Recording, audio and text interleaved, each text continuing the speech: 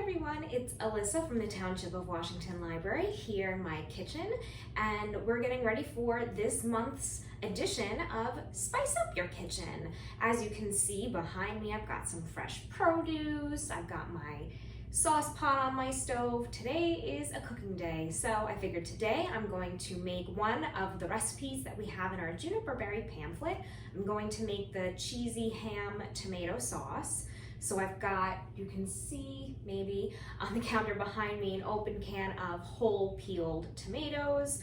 We've got a bunch of great ingredients in front of me, some chicken stock, some white wine vinegar, cheese, ham, rosemary, shallots that I've already diced up, and of course, what we're learning about this month, which is our juniper berries. So juniper berries are interesting in that they're not actually a berry. So they're more closely related actually to a pine cone. And so instead of the different layers flaring out, it's kind of all fused together. And so I've never tasted juniper berries before. This is a new one for me as well. I chose this recipe because I know that a lot of ham recipes do use juniper berries as part of I guess the seasoning in whatever sauce you may make to go over your ham that maybe you glaze it with. So they're just these tiny little, I'm gonna come up to the camera. They're these tiny little berries. Well, they look like berries, which is why they're called juniper berries. And then actually, let me crush one first so we can kind of look inside and see if we can see that structure. And we are gonna crush them for this recipe too. So, oh yeah, that's so interesting. So, right there, these tiny little things, but the inside has, I don't know if you'll be able to see if my camera will pick it up because it's just a phone and there's a lot going on here, but it's got all of these kind of layers in here, and it is reminiscent of the structure of a pine cone, I guess. Not really like a berry, there's a lot in there. And so I'm kind of getting a little sniff. And it's very woodsy, it's very earthy, a little bit of pine, and I kind of like crushed one up and just tasted it a little bit before. It's weird, there's something fruity there. I've never tasted juniper berries before. You may be familiar with the taste of juniper berries because if you are somebody who likes gin, juniper is like the main flavor there. The other recipe that is in your pamphlet that I would love to try, but I don't have it's funny because it is fig season, and we do have fresh figs at my parents' house, but I don't have cornmeal and I don't really use it a lot, so I was kind of like, I'm not sure if I want to go get a whole bag of cornmeal for this, but I will probably try it eventually with the next wave of figs that we get. We get some kind of like in August, and then there will be a couple more now that it's September. We'll get some more. So try that recipe because that sauce, the syrup that you put over that cake, sounds amazing. Especially with a cornmeal cake and the figs. Give that a try while the figs are in season. But I'm doing this cheesy ham recipe. So I'm gonna bring you over to the stove. We're gonna start cooking. And now that we've learned a little bit about juniper berries, we're gonna see what happens. We're gonna make this sauce and then we're gonna layer it with ham and cheese. It does call for ham. Not everybody's roasting a ham, so if you go kind of like in the areas where there's like some sausage and some pre-prepared meat dishes, kind of close to the deli or like the meat section, you can just get like a ham steak and we're gonna chop that up. So it's just gonna be this layered gooey thing, and you can serve it up with some crunchy bread, like a dip, or you can pour it over your pasta. So let's get cooking. We're gonna do this nice and quick now that we've learned a little bit about juniper berries, and I'll show you the end result. All right, here we go. Okay, I am starting here with some chicken stock. Your recipe will say to put it in an oven-proof pan. I don't have any oven-proof pans, but I do have a cute little cast iron skillet that I'm going to transfer this into. I'm eyeballing my recipe. Your recipe has precise measurements, but as usual, I'm making a serving for one, so I'm just gonna do some eyeballing measurements here. The recipe also calls for Chardonnay, but I don't have any, and sherry vinegar, which I don't have. I'm using a little bit of white wine vinegar, just a little bit, and I'm kind of making up for some of the liquid that I'm losing with the liquid from the tomato can and some extra chicken stock. So just a little bit of the white wine vinegar here. Great. And then my shallots, some rosemary that's been coarsely chopped, as well as the star of our show, which is the juniper berries. And again, we're giving these a little crush because we want to have access to all of the flavor in them entirely. And you'll see in a lot of recipes that have juniper berries, a lot of it has rosemary in it as well. I guess it's just that earthiness and the hint of pininess that goes really well together, these two things.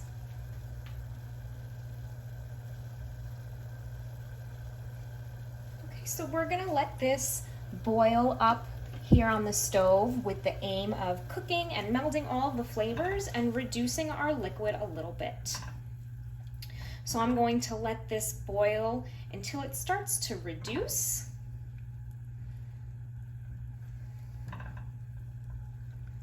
And then I'll come back and add the tomatoes. And then we're gonna add some cream. I don't have cream, so I'm going to use a dairy alternative, some salt and pepper to season, and then we're gonna put it all together in the skillet. So this is a pretty easy recipe, but it does take some resting. We're gonna let it sit and do its thing, which is kind of nice. I like a hands-off recipe. So we'll come back in a little bit when this is reduced. Okay, so you can see this is nice and reduced here. I put my tomatoes in, and you just crush the whole tomatoes by hand and let that reduce as well.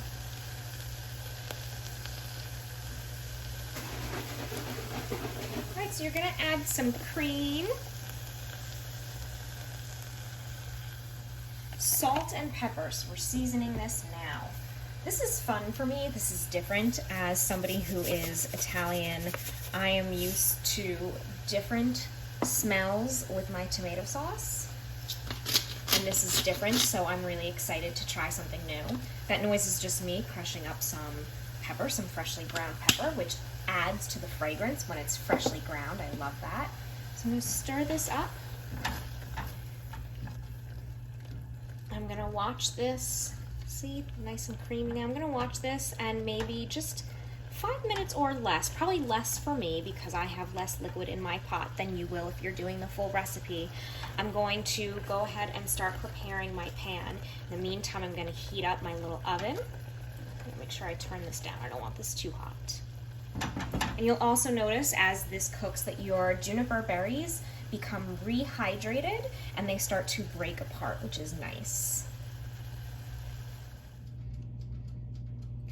So we're over here on this side of the counter now. I have my countertop oven heating up. It's still a little too warm for the whole oven, for the big guy, but that's okay. This is just gonna boil up and reheat in here. Most of the cooking has already been done because the ham is already cooked. So what we're looking to do once we put this in the oven is get our cheese nice and oozy, our ham warmed through, and it'll give us a little time to cook up some pasta. Okay, so I'm gonna put my sauce into my oven safe skillet.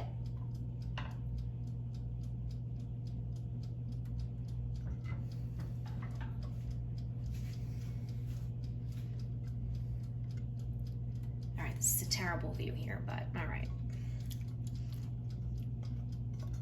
I'm left-handed, we gotta work with what we gotta work with, right? Okay. Okay, so this is gonna go in here. This is the perfect little individual size for me. And we're going to add our ham next.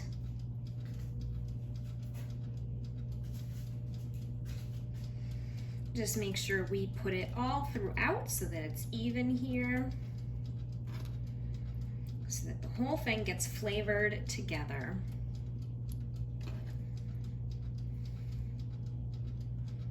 I want to honestly, the way that we're cooking this all up, if you really wanted to, you could probably just eat this with a spoon or fork, however you'd like on its own.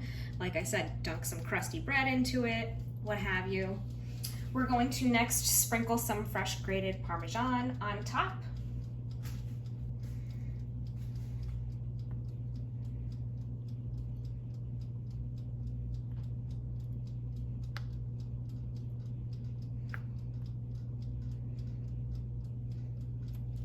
And then I'm gonna grab some mozzarella and layer that on top as well.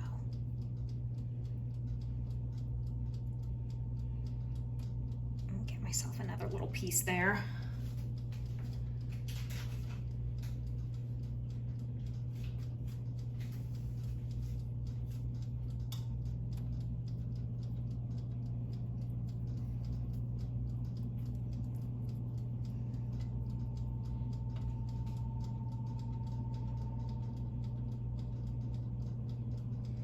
Okay, so now this is going into an oven that has been preheated to 400 degrees.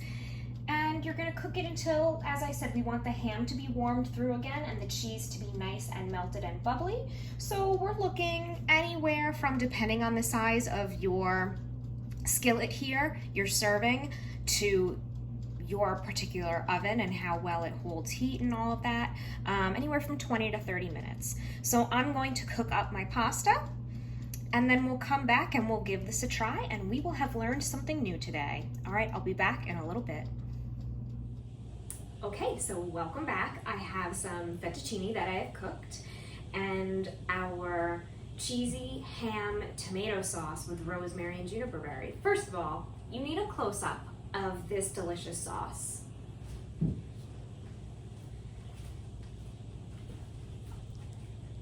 Take a look at that. It is bubbly, it is cheesy, it is browned. And so we're just supposed to take this and slide it right on over our pasta. But as I have said multiple times, you could eat this with a fork and be so, so happy, or get some delicious toasty fresh bread and sop it up like that. But the recipe says that we're gonna use it as a pasta sauce, so we're gonna see how it pairs as a pasta sauce. It's amazing. And my whole kitchen smells beautiful. You can really smell the rosemary, which I think, again, these flavors sort of complement the ham in a way that you might see in some holiday recipes. So maybe you can use this for our holiday seating with family and friends, for yourself. But I think it's a nice transition to these sort of rosemary and cheesy and warm recipes. Is a nice transition as we get into some cooler weather. All right, so I'm just gonna go ahead and let this go right on over my pasta. My ham is nice and heated here. Ooh, this looks good. Smells even better.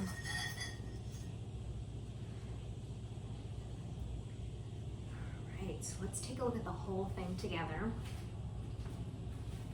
Look at that, and you can see some chunks of juniper berry and rosemary. You can see the ham, all of the cheese in here. It is very, very hot, so I'm gonna be careful here, but look at that, that is good, and it smells amazing.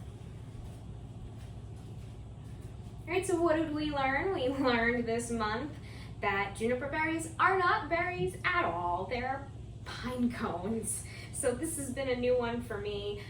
If it's been a new one for you, let me know how you like it. If you have used juniper berries before, let me know how you use them in your cooking.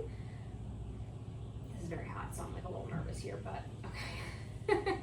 I'm just gonna grab some of the sauce first, because that's our main gig right now.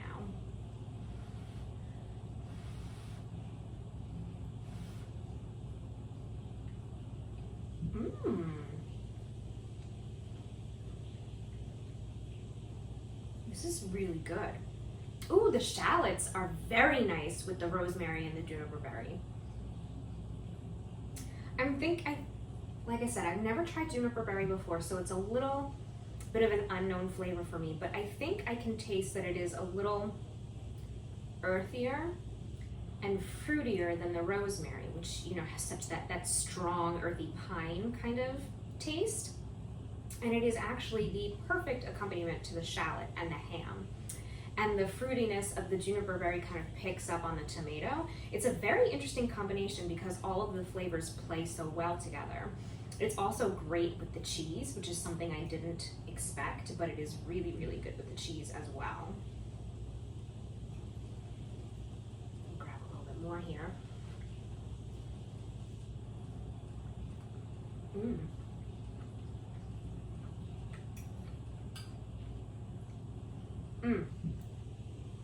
This is very good. What an interesting and unique recipe, something I've never tried before, and I am loving it. So, if you give this recipe a try, let me know. I have been loving hearing everyone's feedback. We've been doing the Spice Up Your Kitchen for many, many months now, and every month I love getting everyone's feedback. So let me know how you liked this month's juniper berry recipes. We can tell you, because I have already planned it, as we get into these cooler, cozy seasons and months. You know, we're heading into fall now. It's about to be officially fall. Our next Spice Up Your Kitchen for October is going to be Chai Masala. So it is, you know, you don't want to say chai tea. We'll talk about it. We'll learn all about it next month. Chai tea is actually redundant because chai is the word tea. So we are using the spices next month, the masala that makes up that spice combination that we associate with chai. So that's next month. Registration opens on October 1st.